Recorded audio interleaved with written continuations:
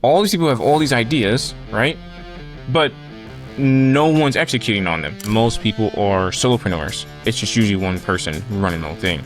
So a lot of them are actually overwhelmed because they wear all the hats essentially for their entire business. Most people are solopreneurs. You overcame a trap by shifting towards customer-centric work. Like, what changed in how you made those decisions? Tell me more about that. AI will be your best friend if you let it, but do not let it poison you. Always remember, you are in control of the AI. This episode is brought to you by 4Ha. That's 4Ha. 4Ha is the senior engineering team that builds the software and automation systems growing businesses run on, with AI inside doing the heavy lifting. Find your biggest bottleneck at 4haanalytics.com. Mention Untrapped Entrepreneur when you book and claim a free 45-minute Untrapped audit. 4Ha pinpoints the one system that would buy back the most of your team's time and maps exactly how to build it. Yours to keep, whether you work together or not. Book a free 45-minute audit today with 4Ha. Spots are limited. Okay, guys, welcome back to the Untrapped Entrepreneur. I've got Jamarri Jones in today, who's the CEO and creator of Klyno AI, a multi-model intelligence system based in Texas, here in DFW with me. His entrepreneurial journey includes lessons on bad partnerships, the new feature trap, customer-centered building, not money-centered building, marketing, and being early to opportunities without always capitalizing on them. Jamarri, Jam, I think some people call you Jam, yeah? Yeah, that is true. You did your research. That's crazy. That's a great nickname, man. I'd like to be known as Jam. I'm a basketball guy, so when I think of Jam, I think of throwing down on the basketball court. Well, Jam is the actual little full nickname. Okay. Yeah, it's a Jamarri Samurai. So I love it, man. I just learned that we're 20 years apart. I mean, that's pretty scary. So yeah. I appreciate you telling me I don't look 20 years older than you, but yeah, wasn't expecting that. I'm not gonna lie. I called you and I was like, huh. You could have fooled me if had I not seen your face or whatever in the beard. You shaved the beard off. Yeah, you'd be in your 20s. I know. That's my old boss told me that gray hair and reading glasses gives you ultimate credibility. So I'll pull these out anytime I need to, man, just to make sure you believe what I'm telling you. Well, hey, I could dive in deep. I could talk to you for an hour about AI, which we are going to get into what Klyno does. But this show is much more about the entrepreneurial journey. And with you being 23 years old, starting your company early, even before this one, I really like to dive into how you got started in entrepreneurship, and then we'll talk about some of the traps along the way, and then we'll talk AI because we have to, because I'm very curious about everything that you're doing. But just tell us how you got, when did you get the entrepreneurial itch, and when did you actually get started? Okay, this is gonna sound crazy. 8th grade, actually. I got really tired of never having money or whatever. And I was like, well, legally I can't work, right? Because I'm in 8th grade. But there doesn't really seem to be a restriction online. So at the time I was helping small businesses and real estate agents build chatbots or whatever. And so essentially I would build a chatbot that would automatically sell the house.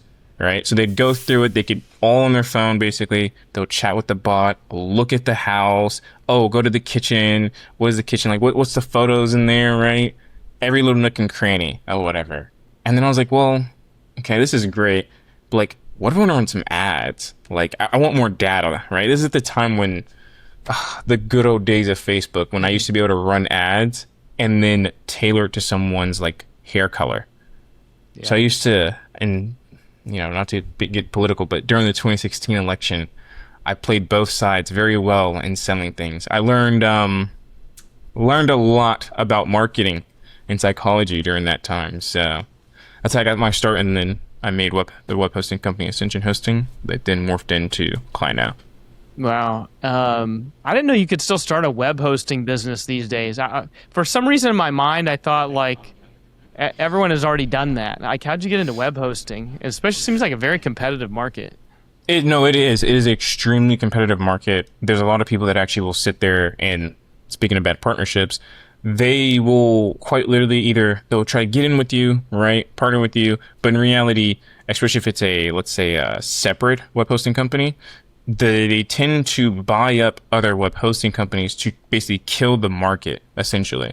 And like cull it basically in a certain way. And so there are a lot of people that try doing that. But my big thing was that I'm like, hey, I'm privacy focused. So like when you actually buy your hosting with me, well, you're just renting out for the server or whatever, but the data that's on it, that's yours, right? So you can actually download your backup or whatever, right? Not like with some companies, I won't say, that are very large, where they will essentially, oh, you forgot to renew your domain? Yeah, that's going to be $300 per month. Oh, and then not to mention also the hidden renewal fee that we forgot to basically tell you about. So yeah, there's a market. Nice. It's I'm a big privacy focused guy, right?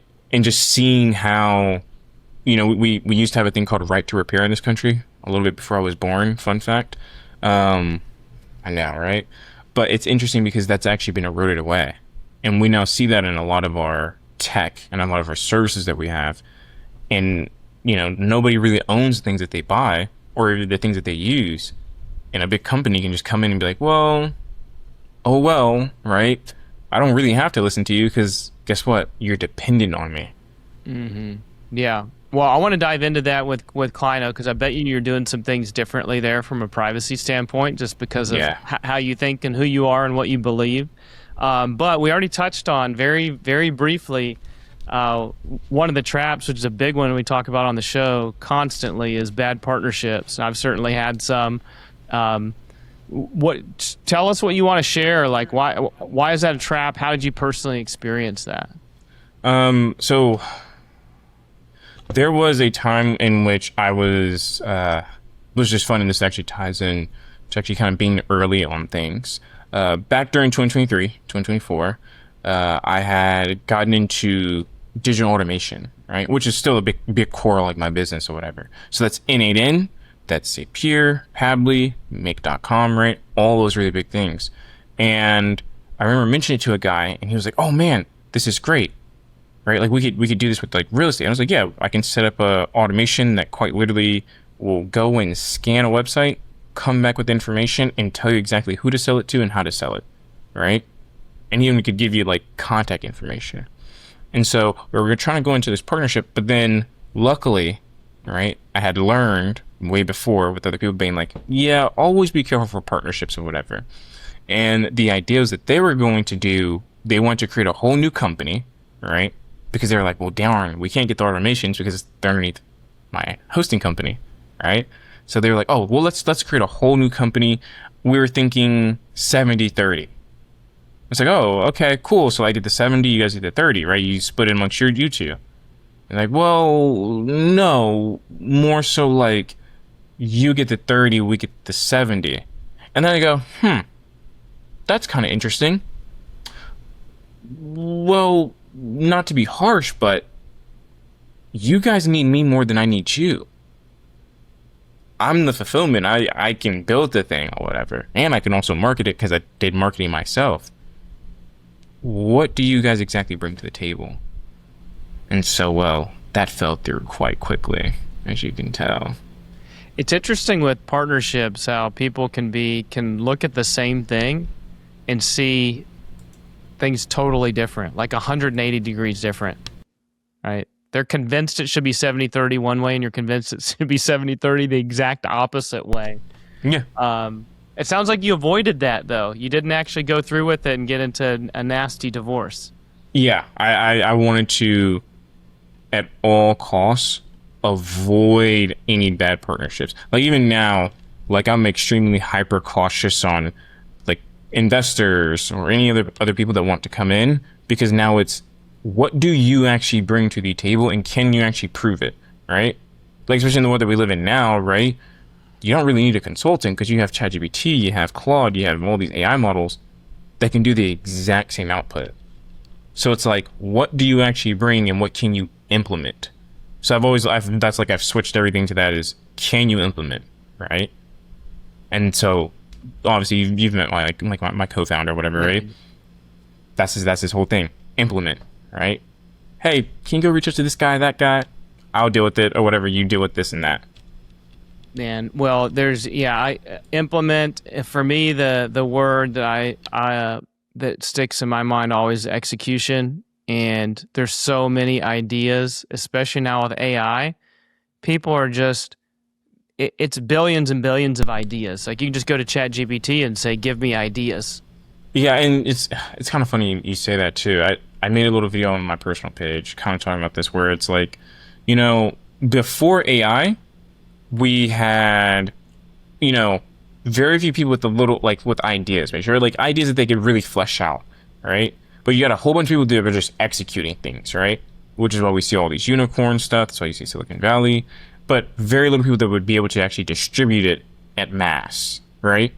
And now it's completely opposite. Now it's all these people have all these ideas, right? But no one's executing on them. So you're just going to AI, you're just dumping all your thoughts into it, but no one's executing on it. No one's implementing. And the kicker out of all whole thing, and still no one's distributing at all. So it's like, what's the... You have everything now. You have the resources. Be one of the next big traps, and we're going to talk about this new feature trap as well, and maybe these two things go together. But it's so easy. Like, if you worked for me in one of my companies, and I needed you to do your job better, I could just go into GPT and say, "Build me a plan for Jam," and then deliver that to you via email and say, "Hey, here's all the stuff you need to do." And I did. It was completely thoughtless for me. But it's so easy for me to just assign out work, right? I've got an idea and just assign out.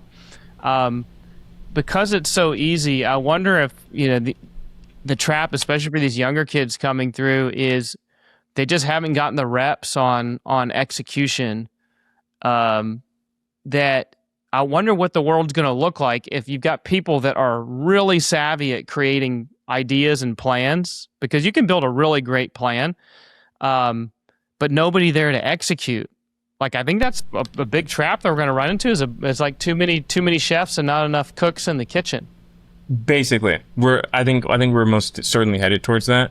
And I mean, little kind of like tidbit here. I graduated during COVID. So during COVID, like, all it was everybody. It was all information game, basically. Right? That's what it's been for the last few years of just, oh, I have this course, I have this program, I have this. Information. Well, guess what?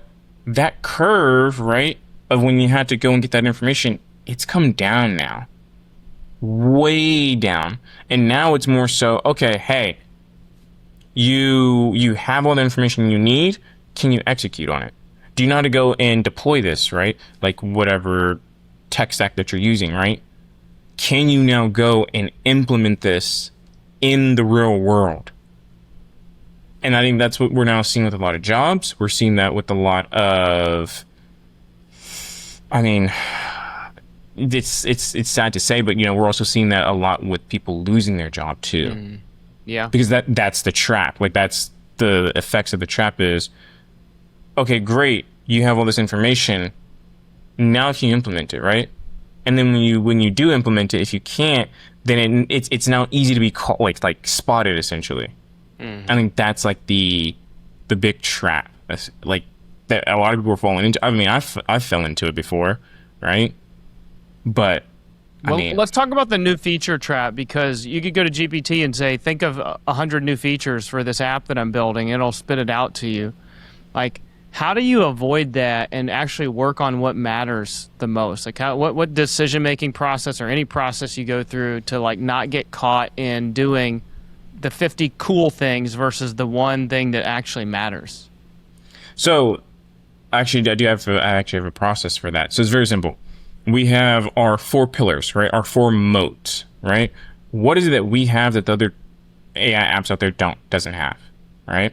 So, obviously we have citizens, we have a multimodal system, we have a brain we have a team system that's enterprise level, right? So it's like, okay, this is all great. It's all implemented. But then sometimes there's that time where it's like, oh, you drift off, right? I think it's okay to do that, but there's an exception. It's, okay, is the feature that you're building, or we'll say QOL, so quality of life, right? Are you improving the quality of life of the existing features that you have? Because otherwise, if you're just trying to add new stuff, basically hoping that one of these are going to be the gold mine that brings in people, it's not going to bring anybody. But if you have those features and they have like a sense of like cohesion, then it's what we call like a sticky product, essentially, in like the SaaS world, right? Basically, you're making something where people can stick to it because it's really, really useful and it's really, really convenient. Sadly, not a lot of apps are like that anymore. But do you think that you need to ask customers what they need in order to build something valuable, or do you need to create what they didn't know they needed? That's a tough one. Because this goes back to Steve Jobs. Like, I was just about to mention Steve Jobs. No one said I need an iPhone. Exactly. Yet we have it. You can be we'll kind of break it down into two things. You can be the one where I'm going to create a solution to a problem that either people don't have, or create a problem, right? Or create a solution, we'll say with quotation marks there, to a solution that you've created, right? So a problem that you've like created, essentially. And I think a lot of people try to go for that route, but I think the other route is, why don't you actually just listen to the actual market, right? Like, we have all these people that are always, oh my gosh, if there's this, we could do this and this and this and this. But it's like, okay, well, what's the boring thing, right? Like, that's what I learned with automations. What's the really boring thing that you do? Like, you just want automated, right? Oh, you have to deal with a whole bunch of emails that come in, right? You want to get them categorized. Oh, you want this invoicing here, you want that. Like, what's the really boring data processing, right? Data entry. Super boring. But that's something people need, and you can go and ask businesses, hey, what's really boring in your business, right? Like, if you could automate it, right? Anything that's not physical, obviously. If you could automate it, what would it be? Mm-hmm. And I think that's how you build that almost like a moat of your own, because it's surrounded by just nothing but like customer centric, essentially, where it's like, hey, we built this product. A good product to really think about before it was bought out by Intuit is T-Sheets, right? I'm not familiar with them. It's a time tracking software, right? Built it. It was very robust. It was very, I mean, it still is slightly, but it's perfect because they built it around the customer. So customers just come in, hey, my business is a construction company. We need to track this, this, and this, and this. Hey, I'm a therapist. I need to track this, this, and this. And then they would build it where it's broad enough, where it's left open to where you can customize it how you want to use it for your company. I think not many companies are doing that anymore. What are you seeing right now are some of the biggest problems and like patterns of problems with business owners? With Klyno AI, right? You're out there solving problems. What are you hearing right now people are struggling with? It's a lot. Most common. There's all kinds of things, but are there any themes? I would say the themes is overwhelm, right? Because now most people are, for lack of a better sense, most people are solopreneurs, right? Like, people don't realize that, but most actual businesses are solopreneurs. It's just usually one person running the whole thing. So a lot of them are actually overwhelmed because they wear all the hats, essentially, for their entire business. And even when they still expand, they're still doing that. So I would say number one is the overwhelm, right? So if I do use AI, how can I actually have it deal with, like I said before, data processing, right? Or how can it like help me with my sales? Or how can it help me with inbound customer support? Granted, right? there's levels to it. One being there's people that are struggling with the sales aspect of it, right? So acquiring new customers, things like that, and they want AI to come in and try to help like alleviate that, right? And the friction that has. Then there is the obviously internal aspect of it, right?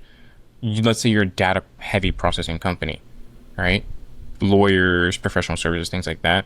Okay, you're overwhelmed because you're having to spend a lot more time doing manual work than actually like servicing, basically, right? So there's customer service, right? And then there's that third kind of like star where it's like the accounting and making sure everything's like all going great. But there isn't that fulfillment. The fulfillment's broken, right? So that's that thing. And then the other one is just the obvious one where it's like, hey, like just the general like just kind of knowledge dumping, right? Where it's like, oh, hey, like how do I do this, this and that, right? Like I need to brainstorm ideas, which, you know, I kind of had that one last pushed off to the side because that's really the one that most people kind of deal with essentially. Yeah. And so it's like the big thing is how do you get all three to be together? That's the whole like each broken out, but then the biggest thing is how can I have these all three together? Makes sense. You said you overcame a trap by shifting towards customer-centric work. Yes. And building around people, not Yes. money. Yes. Like what changed in how you made those decisions? Tell me more about that. So I realized that, you know, I was kind of like doing the whole like chasing the dream, chasing like the, oh, if I just get money, right? Until then I realized I was like, okay, well, you know, I got on the phone one time with the SEO client. I was like, all right, what's going on with your actual site, right? Like, let me just take a look, right? Let's just see what's going on. Now to go through, right? And then I realized when you actually, number one, explain to the person like they're a human, right? Like you actually have like an actual human to human conversation rather than like, hey, Ben, you know what? Pay me $10,000 and I'll solve this for you, right? Sure, it's ease of mind, but hey, you just gave somebody $10,000, right? So what I realized is that as I was building Klyno, I always kept wondering like, okay, well, I would go out and I'd ask people, hey, what's something you'd want AI to do, right? Oh my gosh, it would be great if like I didn't have to go through multiple tabs, right? Like I'm tired of going to Claude, to ChatGPT, to Perplexity, to Grok, right? And then on top of it, you can't even get access to the latest models because then you got to go here, and here, and you got to pay $20 for each of them, right? So it's like, okay, I can fix that, right? Then there was the ones that were like, well, I want to use agents, right? I want to have like an assistant. I was like, okay, well, I could solve that too, right? My whole process was, let me actually build really like cool shit, basically. Sorry, right? But for people, right? So that's our whole thing is AI humanism. So what can we build that people actually will use? Not things that they won't use, right? Like we don't need just useless stuff. Yeah, AI slop is talked about a lot. All the websites are starting to look the same. Like Claude is designing everything the same. Emails are written the same. The M dash, right? Like So- you start to pick up on all of this stuff. So you know what's funny actually about that? What's funny is that most people, it's the prompting. That's actually the reason why most things are looking the same because, you know, humans are humans, right? Whether we like to admit it or not, we will, once we get into a certain pattern, it kind of like, it just goes like that. It's just like stagnant, right? And what you'll notice, and this is like I guess another thing that's also pretty big within the theme that businesses are wondering about too, is how can I stand out in a world of AI, right? Besides physical branding, besides the branding, when I'm actually using the AI, how can I stand out? And most people don't realize, again, this is why like you'll see like those IVR systems where you're like, hello, Mr. Johnson. Oh, and then you got to go through their little AI robot that never gets you to actual human. It's because the prompting's terrible. And they're not actually, like I said, being customer centric, where it's like, if you did have to call in, right? Let's say like, hey there, Mr. Johnson, if you have to actually call in to our company, right? And we had a AI dealing with you, right? Helping you out. What would you want it to help you with, right? That's all you have to do. And then you build and you prompt the AI specifically for that. Not just, some people go in there, make me a killer SaaS company that's gonna make me $10,000 or whatever, right? Or it's just it's really foolishness, basically. It seems like there's going to be a huge need for subject matter experts in the particular areas of each of these businesses that people need help in, because like I have a call with one of my attorneys tomorrow, and I said, oh, you're going to love this. I've already drafted everything for you, and I know attorneys hate this. I'm like, I've already done it all, and I'm going to deliver it to you as my attorney, and I want you to tell me like how good of a job I did drafting all of the documents.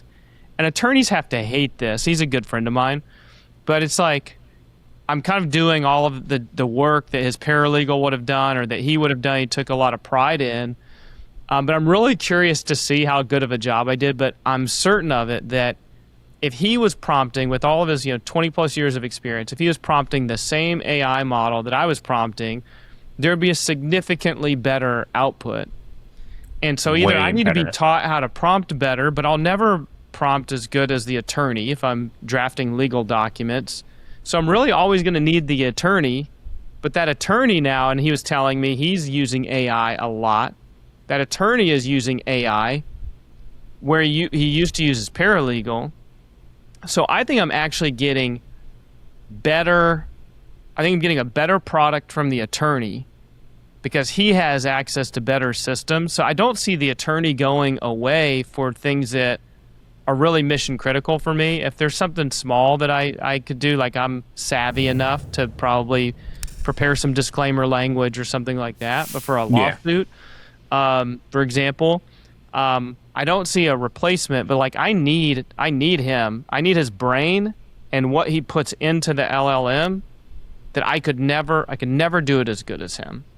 Exactly, and that's the exact thing I realized when I would go to ChatGPT and all these other AI models, and I would ask it questions, and I got tired of it, and I was like, okay, let me just go to Claude, right? And I use Claude Code, right? As most developers now do. When you know not only, let's say, the product or the business that you're really building, you know all the verbiage in it, right? You will wipe and mop the floor with anybody.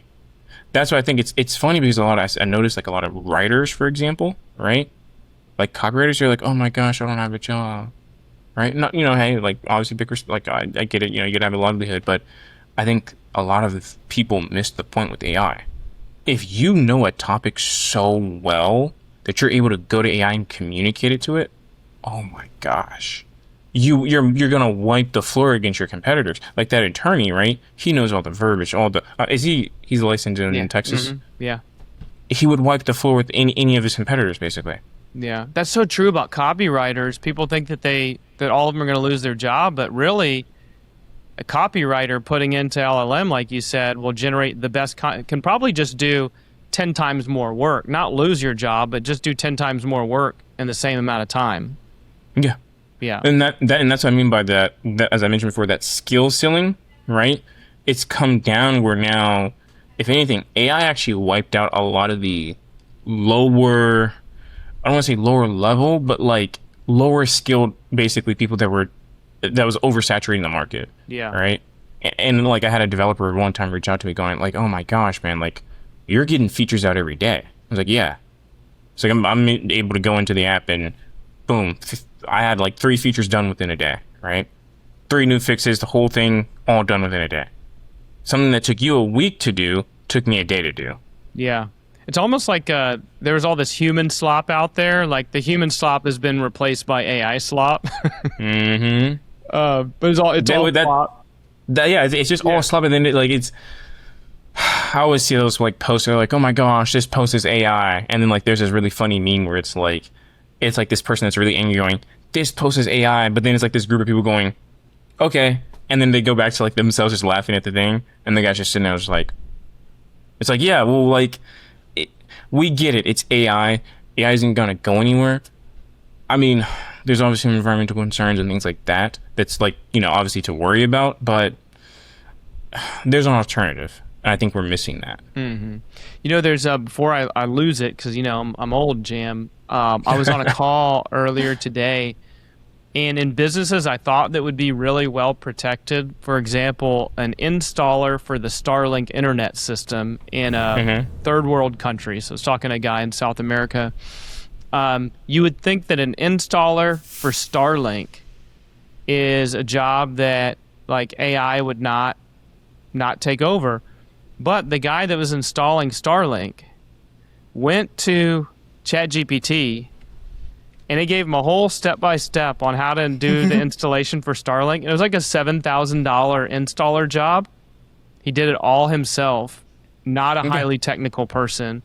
So I was just really surprised by that. You know, there are people losing their jobs. There are certainly opportunities in the other direction to do 10 times more work, the same, you know, at the same amount of time and make 10 times more money and everything. That's why I love, you know, one of my businesses, my main business is the haircutting business. And hopefully this won't change. I don't see AI coming in and cutting someone's hair, or someone like reading through ChatGPT how to cut hair. Yeah, I'll tell you now, if anything, no. Those types of businesses where it's like med spas, haircut, like that whole kind of like that, I would want to say therapeutic space, right?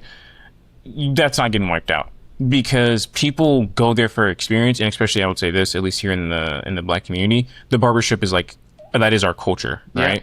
So when you go to the barbershop, right, you're usually going to be there, you know, talking to somebody, right? Like usually your barber, you're going to, and obviously it depends on the barbershop you go to, because now, which is a sad thing, a lot of barbershops are now kind of like these like single kind of things where it's just like one person or whatever. But even now when you still go to some, there's a whole bunch of people in there. So people are now going to start going for the experience rather than like convenience, basically. You run the business, your systems run the rest. Forha, that's Forha, is a senior fractional engineering team that builds the custom software, integrations, and AI workflows behind growing companies. Same idea as a fractional CFO, but for engineering. Senior people on your problem, scoped by project, no full-time payroll. One client cut candidate delivery from over a week to 48 hours without adding any headcount. And you own everything they build. Mention Ben Davis sent you and claim your free Untrapped audit at forhaanalytics.com. Is there anything that you've run into where there's where either you're seeing a rejection of AI or you predict there's going to be a rejection of AI, like where people are using it, but you see it going back in the other direction? Yeah, so there's a lot of people that, artists, for example, right? Yeah, artists. A lot of them, obviously, they like to use AI, they just hate the art part of it, right? And even when they do start to use the art part of it, right, they have this kind of like, what's the word? Resentment, right? There's a lot of people, those lower skill people that we mentioned before. Again, nothing wrong with that. It's that the issue is that a lot of the reasons, setting aside the environmental stuff, a lot of the reasons why people hate AI is simply for the reason because of that low skill ceiling. They didn't upskill themselves and they thought they had this very cushiony kind of thing, because guess what? It's like, it goes back to what I said. You can always just come to me, right? I was the only person you could go to, right? But now you can have AI to go to. And so the resentment and the kind of like the going backwards of it, I do see. Like it's, I mean, again, not to get political, I mean, a guy blew up an entire factory. Like, I don't know if you saw that out in California. He burned the entire factory down, whatever. Mm-hmm. And so we're gonna start seeing a lot of people like that are doing this because, you know, obviously the data centers and again, the low skill, right? The low skill, like not upskilled people, they're gonna see this and they're going, well, I'm getting placed out of the market, right? Going back to like what we said with the college kids, I'm getting placed out of the market. What the hell am I gonna do, right? You wiped out all the white collar jobs, right? For the most part, except for like mid-management. Sorry, I hate mid-management. I think we can all people that have been in corporate, mid-management is the worst, right? I think of Office Space. You're too young to know that movie. Have you seen it? Office Space? You gotta watch it, man. I need to. I mean, I've seen The Office. I've seen like, you know, The Big Short. No. Office Space. That's a must do. Like tonight, If you hate Office Space? mid-management, mid-level management, you'll love Office Space. Oh man, that's got probably pissed me off. I hate mid-management so much. I'm giving you homework, buddy. Yeah, mid-management. Oh, just because I think about it, right? And like AI is like, AI is going to come for everybody, including CEOs, by the way, right? Because really, what's going to happen is that I don't know if you're familiar, but there's a thing called Hermes Agent, right? I've seen that. Is that like a Claude killer, like a open Claude killer, or like what is that? Yes. I would say it is. Yes, we actually have it implemented in Klyno, whatever. I used it, funny enough, before like I realized like there was a bug within the app. I was testing our citizens, right? So we have a thing called citizens. You can essentially talk to an AI assistant. It talks back to you like you're a normal human being.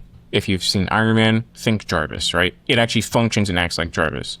So one time I had said, oh my gosh, I'm getting this error, right? In the app. Well, see, I didn't realize I didn't have this guardrail set. And so the citizen, the little AI agent, Hermes, went and actually scanned the actual app itself, right? And said, oh, well, you're getting this error because of this. I was like, thanks, but we're gonna fix that so that way you don't start snooping around in your own brain to figure out what's going on. Like, that's how good it is. And it's great because it also remembers, by the way. Interesting. It has great context memory. Hey, let's dive in because I've been waiting to talk about AI. We've talked on the outside, but I want to talk about Klyno and let us know what you guys do, and then I'm going to ask you probably a bunch of different questions because I'm fascinated by all the new stuff and what you think is going to happen in the future. But there's a million. Every day, man, I get like, hey, we are an AI implementer. We bring AI into your company. We can do anything. Everyone just says they can do anything because the LLM's telling them it can do anything, and so they're just like coming going, what do you want? What do you want me to do for you?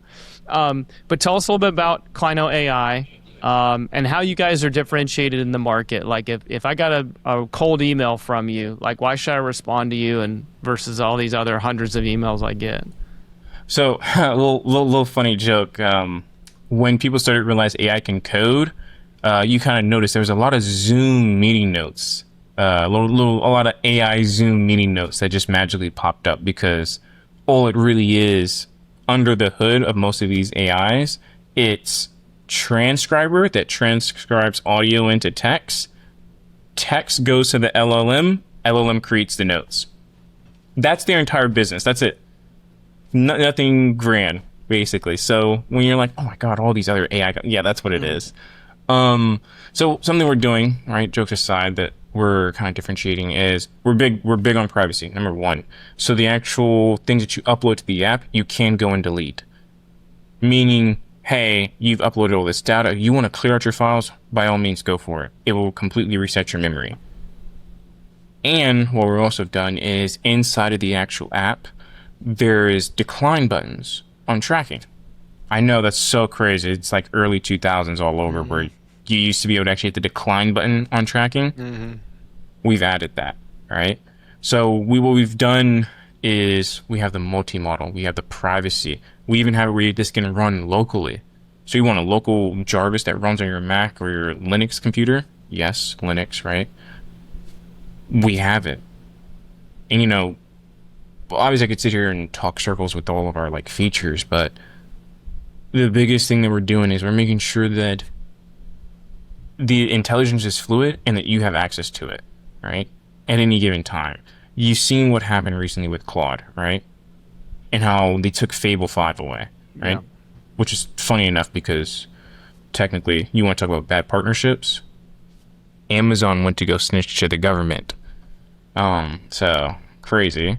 And then even just this week actually, or this weekend, ChatGPT, they pulled 5.6, right? So now you have to sit and think, well, it's like, well, geez, you know, there's all these great models, there's all this great stuff. Well, it's like, how do I access it? Like, how do I use it, right? There's a new model here and here and here, but then I got to go and use that model. I got to go here and use that model. You don't have to do that in Klyno. Is you're in Klyno, if I'm bringing a prompt in, am I choosing which model to use, or am I putting it in one place and in your system is choosing which one is best, or is it doing it to all and then bringing me back? So, different responses? How does it work? so what we do is we let you choose. All right. Like, remember Subway, have it your way, right? Like, sorry, I love Subway, but you can go into Klyno and you get to choose the model, right? We wanted to go with the approach of, well, maybe let's go in, but then have it break down of all the different AI models and what they all come out to. But then I was like, who really that's information overwhelm. Nobody wants that, right? What you really want, you just want to answer, right? And you want to go in, you want to choose your favorite thing, right? And maybe if the day you're feeling experimental and you're like, I want to try something else, well, you can go and try the next model. And then if you're really tired of the AI forgetting, guess what? We fixed that. Klyno Brain. It's an entire brain system that allows you to remember all your chats, all the things the agent does, all the things your citizens does. And every time you now go to your chats, no matter what AI model you use, even the ones that don't have enough like training, it has all the information that it needs. The brain's always taking everything you're putting in. Mm-hmm. Okay. How do you? So here's the trouble I've run into. I'm just giving an example, and this is like dated now by however many months. ChatGPT many months ago was absolutely terrible at image generation. And so I was like, this is terrible. Like, I uploaded a brand guide of one of my brands, and I'm like, create something for me. And I look at it, I'm like, this is horrible. And I'm like, this is terrible. This is what you need to do. And it would generate something back. It was bad. So someone told me I need to go to Gemini. Yep, And good choice. Gemini was like way better. Now I'm going into GPT, and some of the stuff it's producing, the images are incredible. I was like, I did something last week, and I told it, I go, this is really impressive. I was not expecting that. Does Klyno help, or could it help me, like when I log in, keeping up to speed on, like, because I don't know, you're giving me Claude, Hermes, you're giving me ChatGPT, you're giving me Gemini, and I don't know what it's good at right now, and then it's changing all the time. Now ChatGPT, I would recommend someone to use that for image generation, because it has little sources. I can upload my brand book and other pieces of creative. So, like, how do I sort through that? And does Klyno help me with that, or will it help me with that in the future? Yeah, so we actually have a thing called Klyno Studio mode, specifically actually dedicated. So in most apps, they kind of just force you all into the little chat, and it's like, make your images here, create your websites here, do this all here. But what we did was we're like, okay, well, we treat it like a house, right? Every room has a purpose, right? You're not going to cook in your living room, right? You're not going to take a shower in your kitchen, right? So we're like, okay, in the chat, you'll get to use all your text models. In the Klyno Studio, you get to use all the image models or the video models. And the best image and video models of each of the systems, is that right? Correct. Okay. And even the ones that are actually just specifically only just for images or just video. Like, for example, Seed Dance 2.0, right? You can go into Klyno Studio, the cinema mode, and boom, you can use that. And what we do is we broke it down where you only want this clip to be 5 seconds. Great. You can have each clip be a different model generating something. Rather than you're being forced to go, well, the entire thing that you do has to be in this one AI. Well, if I'm using GPT and Gemini in your system, will those two talk to each other at all? Like, or is that completely separate lanes? Like, can it learn from what I put into other systems? Yes, so that's actually what we did with Klyno Brain. It takes all the actual training of every single model and it stores it. So let's say you're in a conversation, you're 20 messages in, and you're like, oh my gosh, all right, ChatGPT, you're pissing me off. All right, boom, immediately in that exact same chat, switch to a different model, and that model is going to already have all the context it needs, and then it's going to learn the mistakes actually that the previous AI model did, and then it's going to expand and go off of that. So it's constantly ever evolving, hence why we say intelligence is fluid. Yeah. Yeah, because I've had to, in certain cases, basically just bail on one platform. I'm like, I need to move this over to Gemini. Like, give me everything that Gemini needs to know to prompt it so I can take this elsewhere. And then it takes a couple minutes. It gives me everything. Then I copy and paste. I go over to Gemini, and like it even says, like, this is coming from ChatGPT. This is what he was frustrated with. Here's all the information you need. So you solve that. I don't have to do that with Klyno. Correct. Okay. Yeah. Trust me, I had to do the same thing with ChatGPT. I'd go to ChatGPT, then I go to Grok or whatever, because with Claude, they like to use up all your like text messages or whatever. So if you go, don't even get me started with Claude. Love them, but you know, guys, come on. But I would have to do the exact same thing. And I was like, all right, this is tiring, right? Will you guys keep up with the latest, like, you know, cursor and the next thing and the next thing and the next thing? Like, your job at Klyno is to make sure you're plugging in the latest, greatest models. Yeah. Is that so right? Actually, every single day, it's pulling a new model or it's getting rid of one. So it's always constantly, every time a new model drops, we have it already, right? The moment it goes live. Fugo Ultra, or Sakana, is what it's called. It was just released by a Japanese lab. Shout out to the Japanese. You guys finally got an AI model of your own. That one we just added immediately. Automatically gets added. Same thing with all the image generation and the video models. They're always added. So you're always, like I said, you're basically on the bleeding edge, basically, of technology. That's huge. I mean, I think one of the traps for me as a CEO and owning multiple different businesses is I feel very vulnerable and behind constantly, because prime example right now, you just told me about a system I've never heard of before. And like that gives me anxiety, because I'm like, oh shoot, is that the next big thing? Should I be using that instead of GPT? Should I? No. And someone tells me, no, don't use that. Use Gemini. And here's Hermes. And why are you using OpenClaw? It's overwhelming. And the trap is like trying to be full-time learning AI when I should be running my business. That's the thing that we realized was the biggest issue. The AI paralysis. That's what it is, right? Not AI psychosis, which is a whole other thing, but the AI paralysis of, oh my gosh, there's Hermes, there's OpenClaw, and then there's all the chat models. Oh my gosh, then there's all the image models, right? And then it's like, okay, well, I want to use these image models, but then I also have to use this chat model. But then wait, how do I get that to go to the agent models, right? So the agents, which is it's only OpenClaw and Hermes out there, right?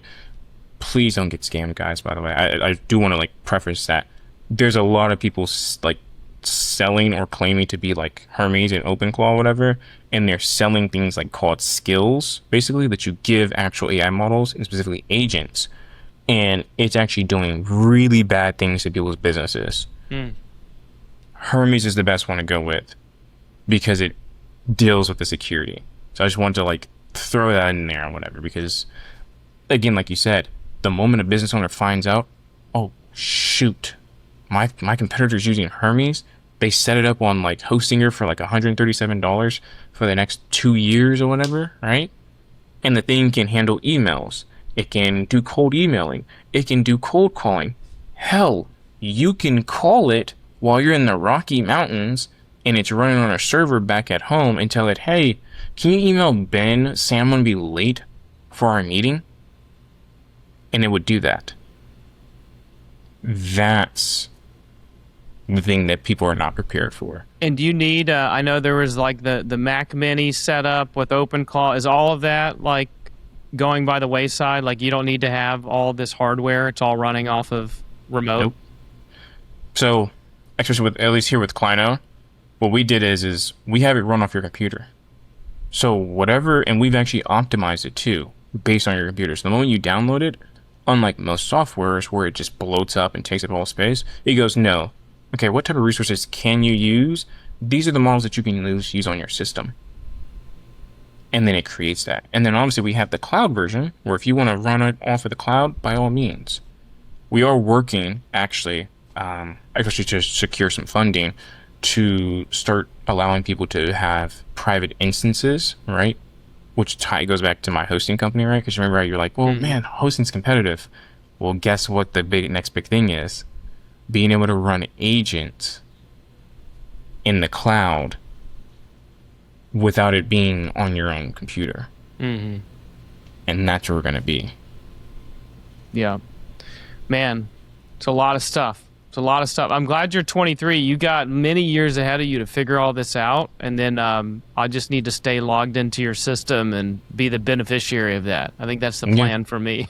The idea is that all of our first 100 paying users, we're going to do a big Imagine if you all the first 100 users of the iPhone, right, got like rewarded for being the first. We're going to do the same, basically. Yeah, that's awesome, man. That's awesome. I'm excited for you, and we need to meet up in person here at some point. Yeah. And I'm in Dallas, so and I'm up and down the tollway all the time to Frisco, so I'd love to meet you. And oh yeah, that's actually right. You're right there, actually. Yeah. So we'll have a coffee or lunch sometime. Any other parting words? We've got all kinds of different listeners, from young entrepreneurs, people that want to be entrepreneurs, people who have been entrepreneurs for a while. But anything else that you want to share with our audience? I would say the biggest thing is, I know that the anxiety that you feel currently, right, with you running your business, with you being in school or whatever it is, or even maybe you're going through a career change, I will say AI will be your best friend if you let it, but do not let it poison you. Always remember, you are in control of the AI. Because a lot of people are getting AI psychosis, and I want to heavily preference this, basically. Don't let AI trick you, right, and let it be a yes man. Always be cognizant and make sure to, as you're growing, the AI is growing, right? Whereas the AI is growing, you're also growing. So that's what I would say to everybody. Yeah, makes sense. I know the AI, man, I tell it things and it says, that's a great idea. And then I say, actually, it wasn't a great idea. I think this is a better one. They're like, that's an even better idea. Yeah, I'm telling you, it's scary, because think about it for code, by the way. For coding, there's times where, I've had to bring in Claude because it tried implementing something into the app where I'm like, no, you can't do that or whatever.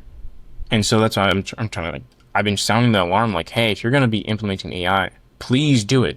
Right? You're going to have to do it. If you really want to survive, right? I usually have a tagline. It's evolve or vanish. Do not fall behind before it's too late. Yeah. And a lot of people are already starting to fall behind. Yeah, you can't put your head in the sand on this one. No. Yeah. Jam, I'm excited for your business. I'm going to go check it out.